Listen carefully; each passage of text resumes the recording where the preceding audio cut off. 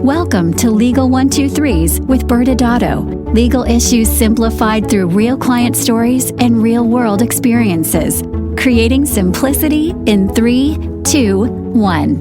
Welcome back to Legal 123s with ByrdAdatto. I'm your host, ByrdAdatto, with my co-host, Michael Beaird. Thanks, Brad. As a business and healthcare law firm, we represent clients in multiple business sectors, especially healthcare. Mm-hmm. This season, we're finding common ground for our audience, regardless of your background. Our theme is leadership, Brad, where each episode we will talk about leadership from different perspectives.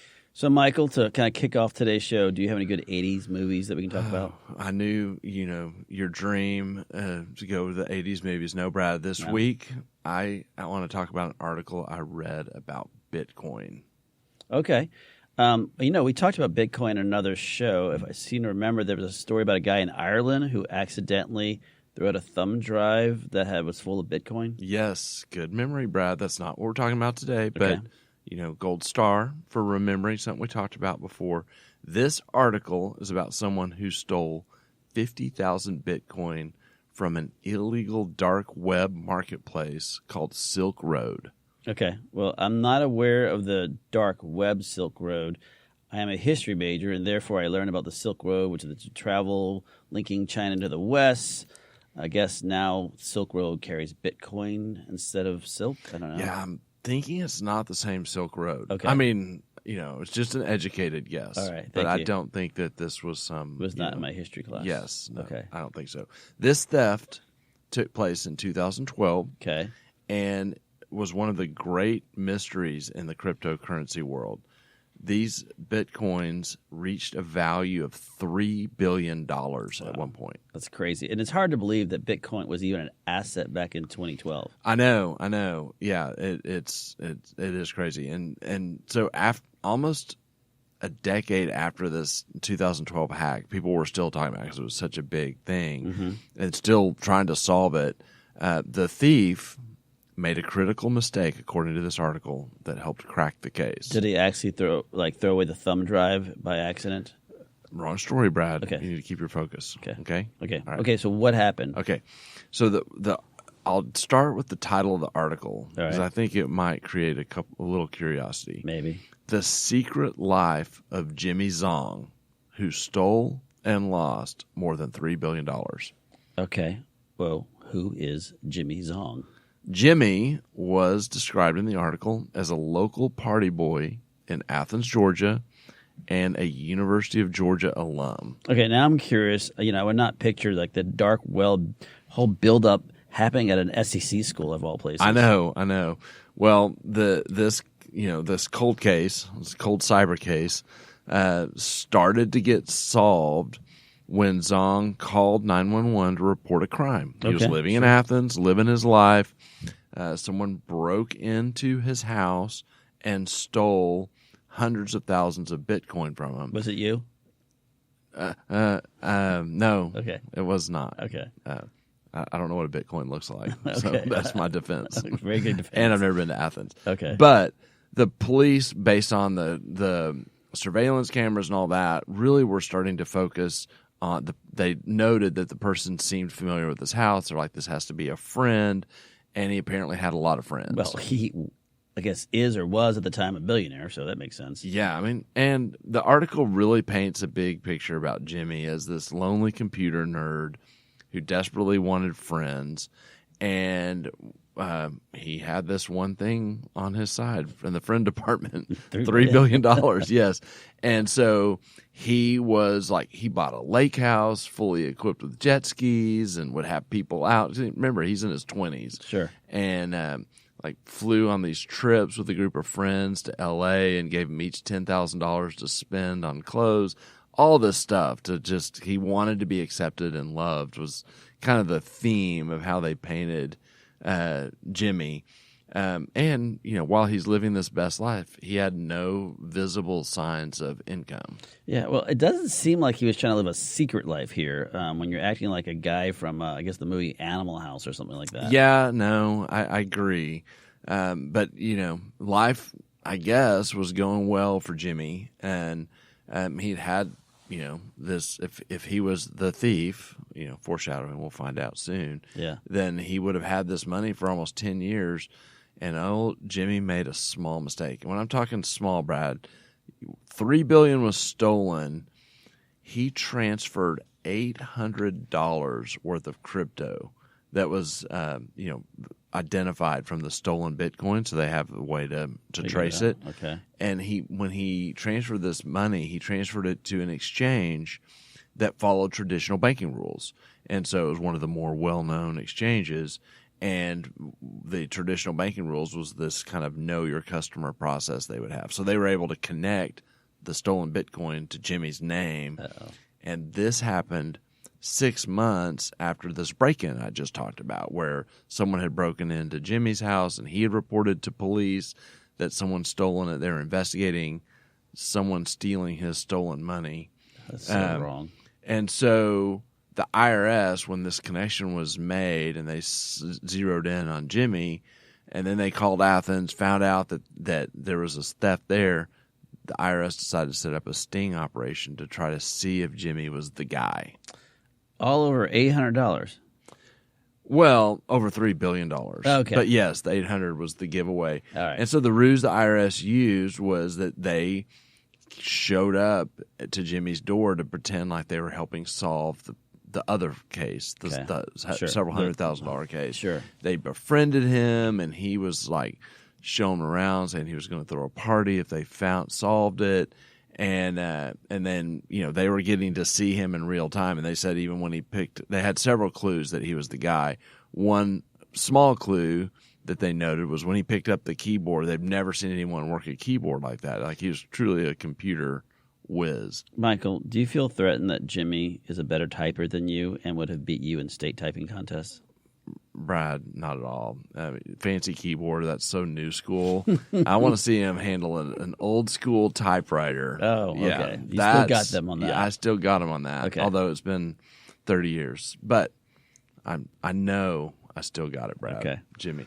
Anyway, so the cops found all this evidence. They found the Bitcoin because they ended up getting a search warrant. They found, Bitcoin computer stuff in the popcorn tin. They found a safe buried in the basement.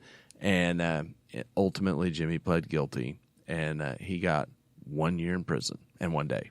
Okay, well, that felt like a real quick, dramatic conclusion. But I guess 1 year in jail feels pretty short for a $3 billion I know. theft. Yeah.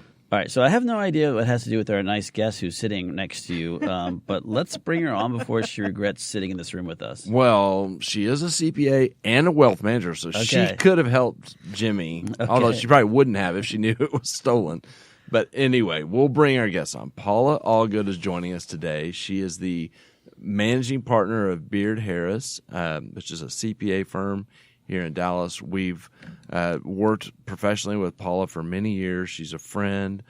She started at Beaird Harris as an intern and has worked her way all the way into this managing partner position. She's also deeply involved with Beaird Harris's wealth management practice. She is a Texas A&M University undergrad, and we won't talk about we're still accepting her, even though I'm a Longhorn over here. And a frog. And Paula has lots of, as our team will say, glass for various professional recognitions. She, including top small company leader in Dallas in 2021 and numerous others that are too long to list. But she is excellent at her craft, and we're so glad to have you on, Paula. Welcome. Well, thank you for having me. And wow, I mean, I was listening to that, story about Jimmy, and that's a hard act to follow. Well, we were trying to figure out, we didn't know what to ask. Do you know Jimmy, or do you know anything about Bitcoin? Under advice of my attorneys, I'm not going to answer either of those questions. Fair enough. Cool. Well, let's jump in. And first, for our audience, love for you to introduce Beaird Harris and talk about what Beaird Harris does. Oh, sure. This is absolutely the number one topic that people want to talk about is CPA firms. Yeah, but we're really proud of ours. We've got a local CPA firm and wealth management, as you mentioned, in this Dallas area. We specialize in healthcare and really working with knowledge workers. Yeah, that's awesome. And Excellent. we can tell our audience members that we've been blessed to have worked with Paula and her entire gang on many different deals. So we're excited to have her here with her leadership. And that brings us back to what our season theme, Paula, is really understanding leadership and being focused on that. And, as a leader in your industry, coming from being an intern and working your way up, let's just go back a little bit here and start from the beginning. What was your first leadership position? When I was preparing for this, I saw that, and probably my first leadership position is I was the president of the student council at St. Joseph High School in Victoria, Texas. So, nice. What did I learn from that? Absolutely nothing. I think at the time that was really called the, resume builder for college acceptance. Mm-hmm. And, quite frankly, I didn't have cognizance to really think about what that opportunity really meant. It's like I ran for it, I got it, and that was kind of the end game. So, my first real leadership experience, I think, was really when I was a sophomore in college, and I was a resident advisor.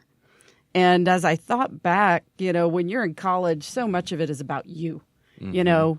You're trying to experience, you're trying to fit in, you're trying to figure out you, right? And, rightly so when you're a freshman. Well, when I was a sophomore and I became an RA, it is not about you. It is about others.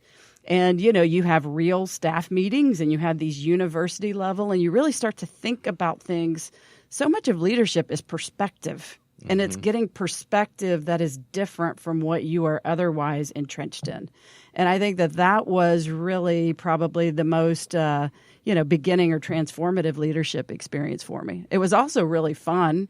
For those of you who are sitting there going, RAs are narcs. Well, wait a minute. What I really figured out, and you got to give RAs kudos for this, is you get paid for hanging out. So that was like, I'm pretty good with that. People are having to go sling pizzas and fast food. And I mean, being a wait staff, my God, that's hard. I was like, here you get paid to hang out. And, it can be really fun. That's just more stories for other days to be able to bust people. You're deciding. And again, going back to leadership, you're really trying to decide, here's rules, but here are real people. How are you going to enforce these rules? And a lot of it was, how are you going to really help and make a difference in these freshmen? Dorms are predominantly filled with freshmen. Yeah. And it's, how do you, in your little slice of the world, which is where they live and go to sleep and, make friends for the very first time, how do you help transform their life? And it's crazy, too, to think from a leadership perspective, you're put in a position of authority over someone who's a year younger than you. Oh, totally. And that's pretty scary, but it's kind of fun, right? Yeah, and it's kind of, indicative of what you face professionally, because you will, be in a position of authority throughout your professional career. I want to go back in time and see little Paula. Audience members, Paula is a tiny little human being, and I could just see her just walking that hall with the authority. Oh, yeah. Oh, yeah. Don't mess with me, right? Taking care of business. That's right. Brad and I would have been in so much trouble. Yes. There's a reason why. Actually, I would have really liked you guys. See, you guys, it's like I said, some of the others, it was really the ones who were abusive to their poor little roommates. And again, start to fill in the blanks with some of those abusive behaviors. So, right. Do you have any kind of, and you can go back to the college years during the RA times or even in your young professional life, mentors or people that kind of showed you how to be a leader? Yeah, totally. I mean, I will go back and I'll swing to the professional side. I mean, I'm very, I think all of us are unique, but one of the most unique things about me is the entirety of my professional career has been at Beaird Harris. Right. And, I look at that sometimes and I'm like, have I missed out? Have I whatever? It's probably like people who met their spouse in junior high or high school and end up marrying them. And, you realize there's so many incredible things from that. But one of the primary reasons I felt like I hit the lottery in my internship when I landed at Beaird Harris was because of the leadership there with Don Harris and Pat Beaird. And, everybody talks about having a mentor. It's very difficult to be able to find a mentor and then have somebody who is going to invest in you day in and day out, week in and week out, not just, the occasional drive-by with, this wonderful advice. But when you really get to see that modeled in mentoring, that's one of the biggest reasons I stayed at Beaird Harris in the early days, was the incredible mentorship I had. That's awesome. And, going back to the, I guess we have to be very careful here. So having spent your entire career yes. at one particular place. Yes. It was there, and it doesn't have to be at Beaird Harris. It could be just from experience elsewhere. Or a client. Was there something that was a really bad experience that you saw from a leader's perspective, or it was just felt, it was like a bad experience altogether? Oh, sure. The screamers. Right? Of course. That came out fast. Absolutely. It's the screamers. It's the ones who are quick to blame. Mm-hmm. You start to see that in clients because we're working directly with business owners, mm-hmm. right? And so you're figuring out who treats your staff like crap and who also treats their own staff that same way. Yeah. And oftentimes, I will never forget, this doctor will remain unnamed, but I was talking to somebody about their taxes, and as often happens with our clients, it's after hours. Mm-hmm. And turns out the guy was in a drive-through with his kids. Okay, and he's like, "Hey, get a minute, I need to order." Sure, no problem, whatever. Well, then he just starts. I mean, there was a string of profanities that flew out there. Oh my! Do you want chicken nuggets? Blankety blank blank. And I'm these are little kids, and I go back to leadership. This is a guy who's also running a medical office. Mm-hmm.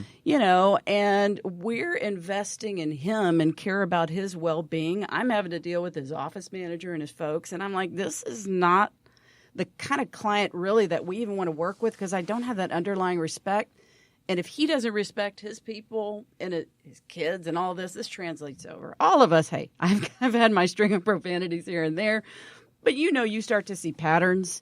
And it's like that makes you grateful for the people who you do work for, who are not the screamers and the blamers, really. Yeah. Yeah, and it seems like my observation a lot of times with the screamers is they're either, don't have a high emotional kind of EQ or whatever the word is. Totally. So they get triggered and they can't, they lose themselves. Or maybe it's a control issue sometimes. I don't know. But are you trying to make excuses for yourself again, Mike? No, I'm looking at you. I'm right. There's a lot of eye eyes. Contact going back and forth. There's some uncomfortable eye contact here between these two. Just a little behind the scenes, guys. Well, and as you were talking about that, I started thinking about you being an intern and all the way going towards leadership. What was Beaird Harris like from that perspective of having different roles as you grew? Yeah. Well, one of the things that was, I was a nobody. My two, the founders of the firm, they had already tremendous success. I mean, Pat Beaird was building clients, when he was an intern.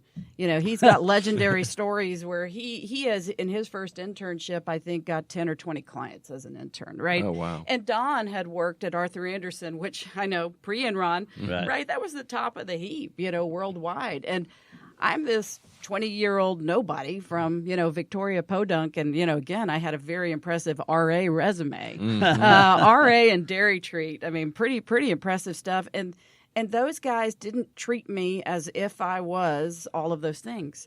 They treated me as if I was an accounting professional, and just their attitude towards me. I will never forget. I was like, Mr. Beaird, and he's like, you can call me Pat.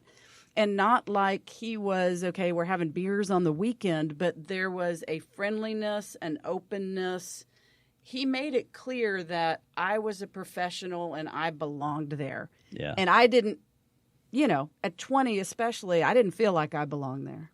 Yeah. That's so, I'm relating to that too. I'm thinking about early on some of the partners that I would work with that, just the first name basis to kind of take away the intimidation factor and feel accepted for having gone and become a professional. That's a big thing. You can still call me Mr. Adato. Yeah. I do. Again, I'm behind the scenes guys, ask me those questions. This is what's happening. But no, you go back to an organization that treats people with respect and makes them feel like makes efforts that you feel like you belong. Then what goes with that is very high expectations, and that's a group you want to be a part of. So when these people are rocking and rolling and they're achieving great professional things, it's like all of that is groundwork where it's like, yeah, I want to be a part of that group. I want to be a part of this culture. I want to be a part of those things. And the high expectations then make sense because you've been treated with dignity and respect, and now you're a part of that group, and that's what's expected. That's cool. So, kind of thinking about your journey, what would you say is your leadership style now that you're in kind of the ultimate position of leadership as the managing partner? I mean, I've stolen my leadership style from Pat, or I've copied it, right? Mm-hmm. And that is servant leadership. And at the end of the day, Pat told me early, I mean, you got to remember, and I'll date myself, I have been at the firm for 30 years. That's a long time. And yet you're 19. It's amazing. Doogie Howser, you don't know. But that's it's like, what does servant leadership mean? One of the first things that Pat told me is leaders are not appointed by the top. Leaders are basically pushed up by the group saying, this is the person who is doing things and who we respect and so forth. So that was one of the first things. But again, as servant leadership, it is others focused.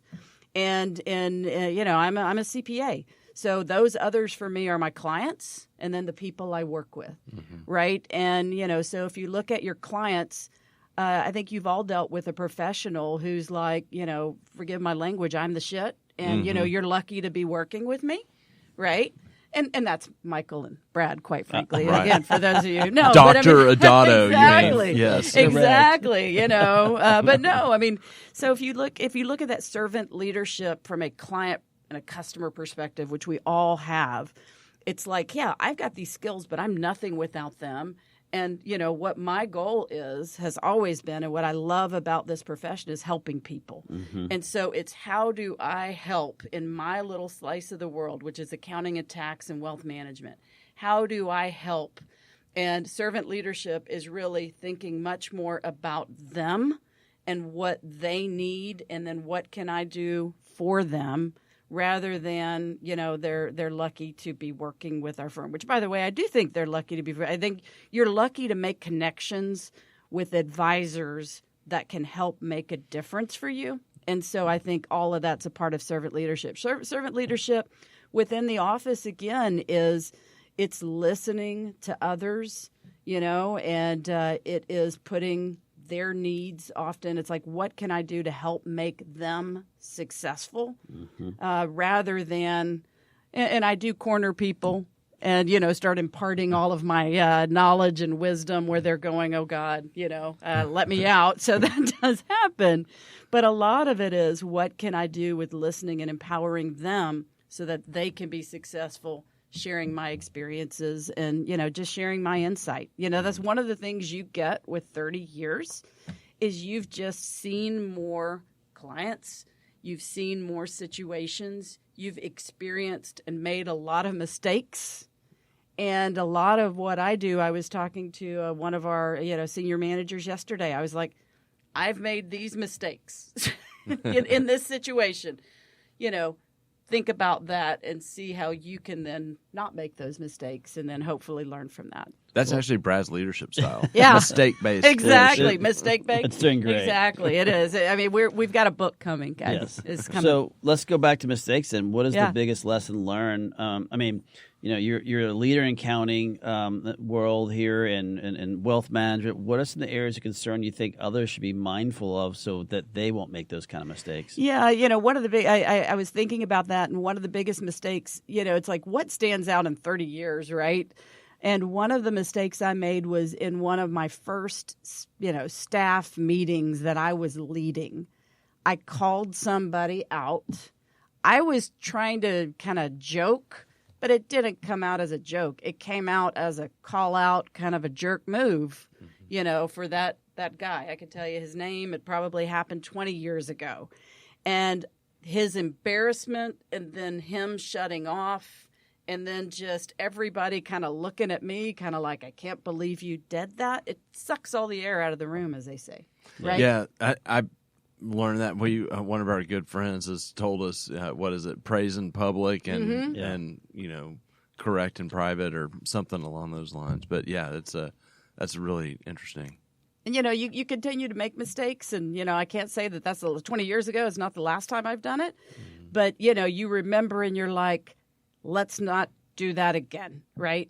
Let's try to get a little self-reflection and, try to figure out why did I do that and how can I avoid doing that again? Yeah, and I'd say this, knowing your personality, I don't think there was a black spot on your heart to try to call them out. You're used to kind of probably kidding with people, but right. when you shift to that next level of being a leader, you have to change your perspective in ways that you weren't thinking about it. You got it. That's exactly right. One-on-one versus a group dynamic is a completely different thing. Yep. Interesting. Well, we are already blown through our time together. It's gone by so fast.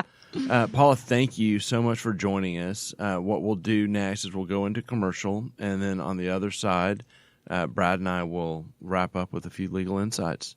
Thank you. You're welcome. I appreciate the opportunity to be here. Many business owners use legal counsel as a last resort rather than as a proactive tool that can further their success. Why?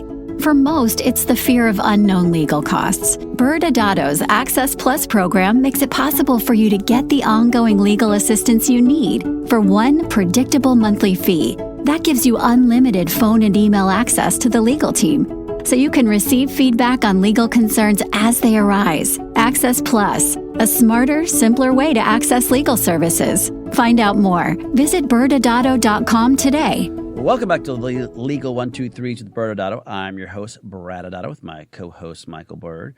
Now, Michael, this season, our theme is leadership. And we had a great leader in here. I mean, someone who obviously, starting off when she was the president in high school, but really learning her way up worked her way up the ranks from being an intern to now managing a very large wealth management CPA firm here in the Dallas-Fort Worth area. And she threw a lot of really interesting aspects about being a leader and how hard and difficult it can be, but really focused on being a servant leader, which I thought was interesting. Yeah, and one of the things that I noticed was an anecdote she talked about when we were talking about bad leaders and talking about a client. So, all of us have relationships with customers or clients, and in her case, it was a client and the clients that were screamers, as she said, and then how they talked about her team. And as a leader, we do, whether you're a servant leader or otherwise, there's a case to be made that your job is to protect the people that you're leading, right? Yes. And so that can be really challenging because this is a client that's paying their firm money to give them services. Is what they're in business for, and yet, it's